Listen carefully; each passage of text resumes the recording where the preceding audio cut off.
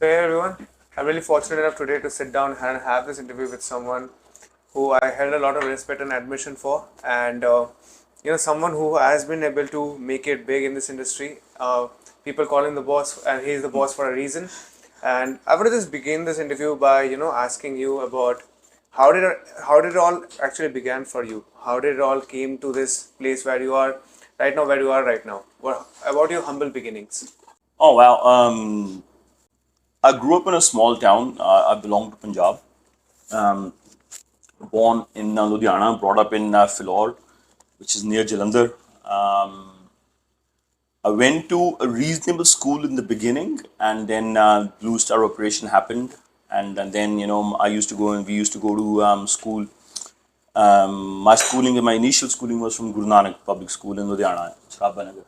It was pretty good school, but then Blue Star operation happened, and then the terrorism went through the roof, and so then my parents had to pull me out, and then I went to the local, very little, tiny school in Philor, and I mean you can imagine, little town back in the 80s, very simple school. So that was disruption. My education got really disrupted, and then when I was in I went to this local school in Philor for probably from class 2 to class 7, class 3 to class 7, something like that. I don't remember. And then I moved to Chandigarh, and then I couldn't really get admission anywhere at the time. And then instead of giving year 7 exams, I gave Punjab board year 10 exams, and I barely passed. And contrary to popular belief, a lot of people might believe that and I've been asked this question, not in the public setting, but often I've been asked this question. How did I learn to speak so well? And a lot of people assume that I learned to speak as fluently as I do now at home. People believe, and often that is the case. It's whatever your environment is at home, that is how you end up talking. So, however, in my house, my parents didn't speak any English. My father could speak a little bit. My mom doesn't speak much at all. So I didn't learn any English at home. So when I went to Chandigarh, I did year 10 from Punjab board. Again, nothing. I went to Khalsa College, did my graduation from there in 98. And again, it was pretty average. And in 1998, I went to Australia. So that's pretty much how I started. And you wouldn't believe, so when I went to Australia, even then I could barely speak any English. I mean, I could, how most people are, they can sort of, okay, I can get my way through this. I can talk just enough. So when I went to Australia, I very quickly realized that if I want to not survive, but if I want to thrive in this country, survival, everybody survives, everybody lives. The point is, are you thriving? Are you really making the most of every day? Are you really? I've always been on a mission, and ever since I've been little, ever since I was like 16, 17, there has never been any doubt in my mind that I'm going to be a multi-millionaire. Never, not a single day. I've never had the doubt. I've been broke, I've been bankrupt, my credit rating has been down in zero, all sorts of things. I have cops sitting outside to possess my car. I've got stories you can't even believe. People would think that this guy's making it up, but I swear to God, I was with my wife. We were on the corner of Collins Street and Exhibition Street in Melbourne. Those who are watching from Australia, from Melbourne, they would know. I was there. I hadn't paid my car's registration, and this is only going back 7, 8 years ago, like 9 years ago. This is like 2014, 15 or something like that. And I've been through this situation many times, not just once. So I was standing at the traffic lights, and this cop car pulls behind me. And I'm not kidding you. I am praying to God that these guys don't run my number plate through the system. Because if they do, then I'm fucked. And lo and behold, they're a hook turn. So I made a hook turn from Collins right on Exhibition Street towards Flinders Street. And generally what cops do in Australia or in Western countries is they won't put their lights on straight away. Like here in India, people, you see cop cars with blue and red lights flashing and driving around. And there they will only put the lights on when they either it's an emergency or they want to pull you up. So if the cop car comes behind you and they put the lights on, then you have to give them way. And what they will generally do is they'll follow you, and if they keep following you, then that means that's an indication you know it because you're part of the system. So they'll follow you, and then you've got to pull up. So I took the turn, and next thing they put their lights on, and I'm like, fuck. So anyway, now and my wife is one of those people who will, if something is due today, she'll pay like 10 days in advance. Something is due next month, she'll pay today. And I'm one of those people always, I'll pay by due date. But, so anyway, so they pulled me up. I didn't have, my registration wasn't paid because it was $800 or something I had to pay. And this is, I'm in my mid-30s. So mind you, this is not like and I've been through this situation multiple times in my life. And so anyway, so then on the spot, and it was one of those situations like there are phases that either you can pay on the spot and you can get on your way. So I didn't have insurance, I didn't have registration. I could have actually paid if it was only registration was cancelled. I could have paid on the spot and driven away. But since I hadn't, even my insurance was out, so I couldn't drive anyway. So this is like I'm with my little boy, with Nihal and my wife, and then they put the clamps on the car. And I mean, I've got a pretty thick skin. I mean, I didn't feel so embarrassed for myself, but I felt really embarrassed for, I mean, you're always going to feel embarrassed for your family. And she was like mortified. So anyway, so yeah, so that was one of those incidents. And there have been many instances like that. So then you have to catch a taxi, and then, so anyway, so when I'm coming back to when I went to Australia, so I realized very quickly that if I want to do well in this country, I have to speak well. There was no doubt in my mind. I realized it like that. I went there and I said, and also the reason why is a lot of people see me, and I saw my father. That's my father. He was one of the most immaculately dressed men you could ever meet in your life. He was immaculately, and this is probably like further from probably 50s, 60s, immaculately dressed always. And he was very charismatic. And when I was little, so I would go out, he was larger than life. His personality was, he would walk into a room, you could have like 100 people in the room, he would stand out. You could have 1,000 people, he would stand out. He was just larger than life. So he would go out and he would say hi to people, like very charismatic, very flamboyant, very strong personality. And when you are surrounded by, you are a combination of nature and nurture. So when I saw my father, and I was like, and in our house, the greatest emphasis, the first emphasis in our house was, you got to respect your elders, that's one. Second is you got to eat well. Third is, or you got to sort of stay fit, play some sort of sport. Fourth is you got to dress well. And fifth was have as much fun as you can in life. And sixth was, if you happen to study and do well, that's a bonus. So studies were never really important. I mean, they were never really given a huge emphasis.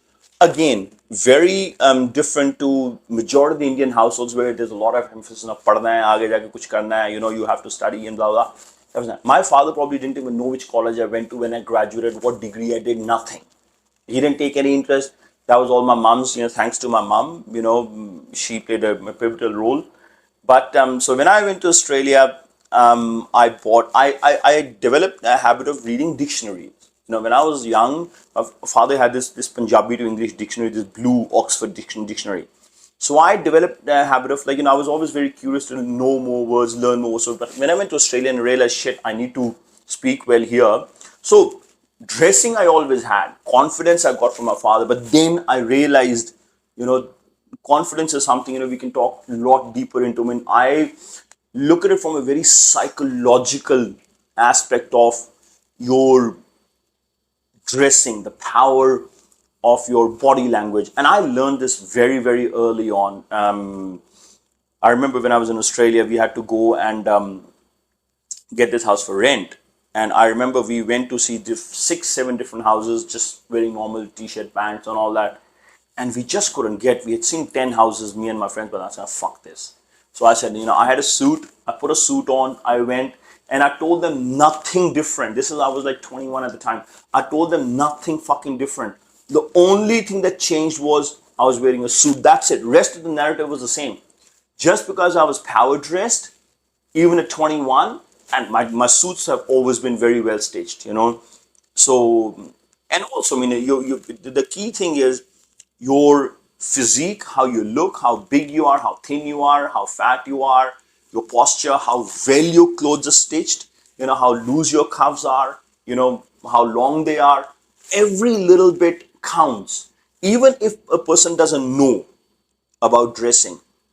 But if you are dressed well, you're going to look good. And if you have a good posture, good body language, good hair, you smell nice, you're automatically going to exude that impact. So I have been very acutely aware of the power of dressing, the power of your body language, your posture, your hair.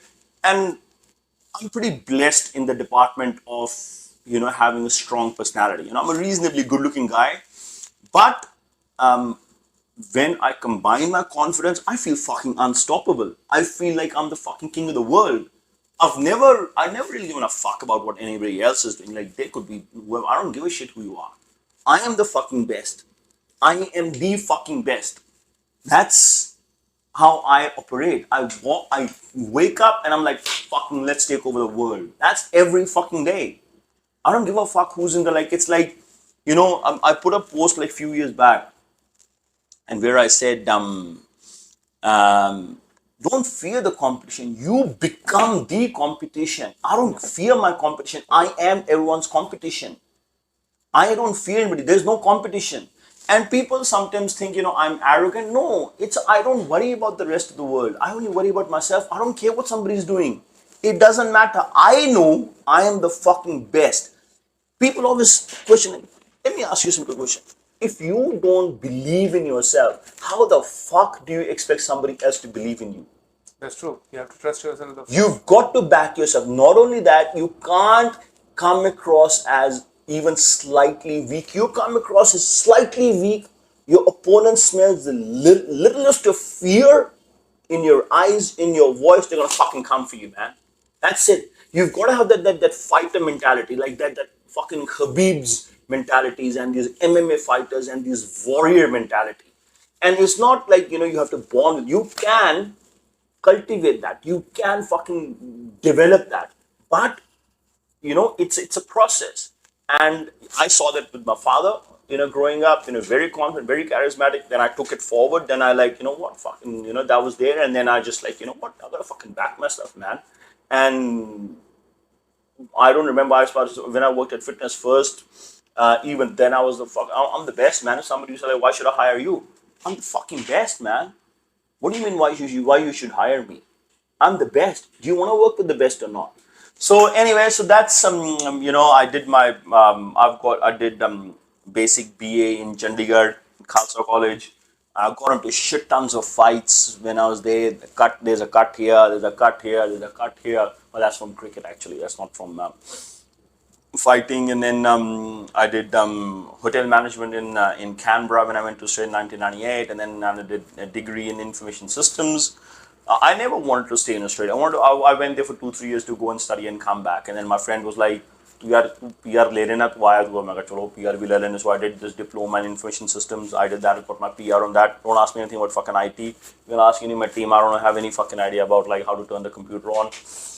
That's pretty much it. And then I did my degree in excellence sports science, and that was later because at one stage I wanted to become a strength and conditioning coach for India, but then I very rapidly realized, it's not going to happen. When you start your degree at the age of 30, it's not going to happen. So that's a different story to tell. So I've been doing this thing for my first gig as a personal trainer was in 95, 96 in Panchkula in this little gym where I was working. So that's where I started from. When I went to Australia in 98.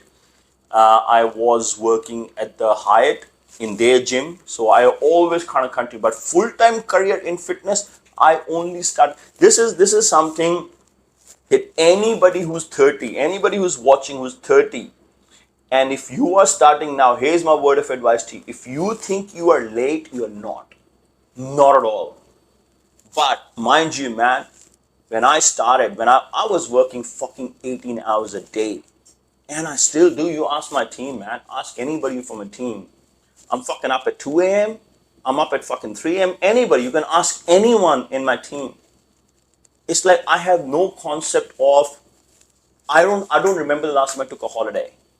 When I took a holiday. I take holidays when I have to go with my family and all that. So, yeah, that's pretty much it, man. And 2008, I started full time. And I fucking literally outworked everyone. You just could not outwork. You know how bodybuilder you want to be like Dorian Yates was the best in his era. Ronnie Coleman was the best. I am the fucking undisputed best in what I do. Every day I go to bed and go, fuck man, I destroy today. I don't leave no stone unturned. And I'm just a resilient motherfucker, man. I mean that's who I am. So anyway, there's a little long-winded to your first question, but anyway, so that takes me to the second question that you talked about your father, how he has been behind the entire personality that you carry today. Now, your advice to this enthusiast who look up to you. When I was a part of the Team Boss Fitness Academy, I still remember I was, watching all your lectures. I was so glued to the screen because of the way you spoke and the way you present yourself on the screen. You had this magnetic personality that will make anyone sit down there and listen to you. So what is the whole thing like? How you develop this personality? I think initially early on, I think I went into 3 phases. First phase was I saw my father. Subconsciously, you just model yourself on whoever you're around. That's how children develop, mannerisms. If you like, let's say if you grew up in a household where your parents are always fighting, you're going to end up, you're going to have a certain perception that maybe that's how relationships are. And if you never see your parents fight, you're going to think, well, maybe the relationships are perfect. And if you see, like I have never, here's a very interesting trivia for you guys. In my entire existence on this planet, I have never stepped out of my house in a chappal, in flip-flops. Never. I have always, even if I'm going down to the car park, I'll wear shoes. Even if they're just slip-ons, even if it's just loafers. Never. So the first phase was that I subconsciously picked up everything that my father did, my mom did, all those things. My mom laughs a lot. So I grew up in a very happy household. Yeah, we had our challenges, like everybody else, relatively. Second phase was, I think I was born a pretty confident person. Like ever since like I was little, I was a very confident person. I don't have any story that where I can say, oh shit, I was very timid and I became like this. I was a very confident person. Then when I went to Australia also, I always stood out. I had this fucking leather pants, man, at one stage. I had this cowboy hat. And if you ask any of my friends back in Australia, I was always different. So I felt, and then in my mid-30s onwards, early 30s, then I consciously started to realize the impact. Even when I was driving taxi at one stage, my shirts, even back then, they looked like this. Fucking brand new, clean, smelling nice, always. So early 30s to mid 30s, I started realizing, and now, I recently learned that the single biggest determinant of if somebody will do business with you or somebody will deal with you is your charisma, how you present yourself in the first 2 seconds. And then over time, I realized your body language and everything is very important. So I paid a lot of attention to, and all these things got confirmed in the last 4 or 5 years when I started like listening to people and all that. I'm like, shit, I was doing all these things because I realized the power of that eye contact. If I'm talking like your hands, if I'm standing like this, then that's very defensive, very aggressive. I realized, and I learned later in the last 5-6 years that your hand gestures, your eye contact, if you lean in, if I'm shaking hand with somebody, am I going to use 2 hands with this person? I'm going to use 1 hand with this person. I'm going to put my hand like this. I'm going to put my hand like this. Am I going to hold his arm? What am I trying to portray to this person? What am I trying to convey to this person? So if I want to sort of convey to somebody, and that is why you'll often see a lot of politicians abroad, and even you'll see Modi ji also doing this also. And is when you shake someone's hand, they'll put their left arm on the other person's arm. It is just posturing. It is like you're trying to invade someone's personal space, shaking hand, squeezing a little bit harder than the other. Don't try to break the other person's hand. You have to match the other person's energy. How hard is he squeezing? If he's squeezing hard, you've got to squeeze a little bit harder than that. So all these things are very important. So my advice to anybody is, you've got to pay very close attention. People don't understand the power of power dressing. Even when I was going to the expos like 10 years ago, 12 years ago, photos from back in the day, I was always dressed exceptionally better than anybody else. You can still see that, when you open this office, I from day one, you can ask my team, I always dress like this. It's not like you're doing the interview. That's how I am every day. You can ask anybody. Even my wife was like, why do you need to wear a tie? I said, no, you can go, there 1,000 people in this building. You can ask anybody. There's not one person in this entire fucking building who looks anything like me. There might be people who are taller than me, better bodies, better looking. But when it comes to carrying yourself, there's not one person in this entire building. I'm very conscious of everything. I'm super, super, super conscious. That's just how I am. So my advice to anybody is, never underestimate the power of your presentation. How your tonality, your voice. I mean, your voice is something that I can work on. I get very fucking animated, man. Sometimes, like, you see, man. But then there are people who gravitate towards me. They love that energy. For some people, I'm like, fuck, man, this guy's too much. But it's like how 𝗙𝗢𝗡𝗙𝗦𝗡 says, like, I swear, fuck. Fuck is just not a big deal for me. My daughter swears, it's just not that big a deal for me. So likewise, if I am very vocal and aggressive in my tone, and also people don't realize, people are looking to be led subconsciously. People want somebody to come and say, hey, you got this, man. I've got your back. I'm here. People are looking to be led subconsciously, deeply subconsciously. People want reassurance. People want assurance. I realize that not everybody is born like me. Everybody hasn't worked the way I have worked on myself. I do know that. So if you go to a doctor, what are you looking for from your doctor? The number one thing you're looking from your doctor subconsciously is you're looking to get well and him to treat you. But what you're looking from a doctor, a lawyer, or a teacher you take your kid to is you're looking for reassurance.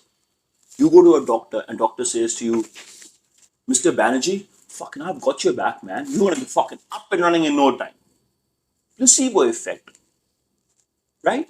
Yeah. If the doctor says to you, you're going to walk in the air, man, I think I'm going to be okay. Yeah, fuck. If you're a doctor, certain illness like fuck, man, you got terminal cancer, I understand that. But that is also, there's an art to relay that information. So imagine if a doctor, you go to a doctor, and he's like, doctor is like sitting dejected, his body language is shit, and you ask him, doctor, I'm going to be like, Mr. Banerjee, I'm going to do my best. I'm not sure, but let's try this. How are you going to feel? Yeah. You're not going to feel fucking very good about it, are you? No. So I realized all these things. There are 1,000 and 10,000 things that I understand about human psychology that most people will never even get to 1% of it. 1%. If I know 10,000 things, most people will not go past 50.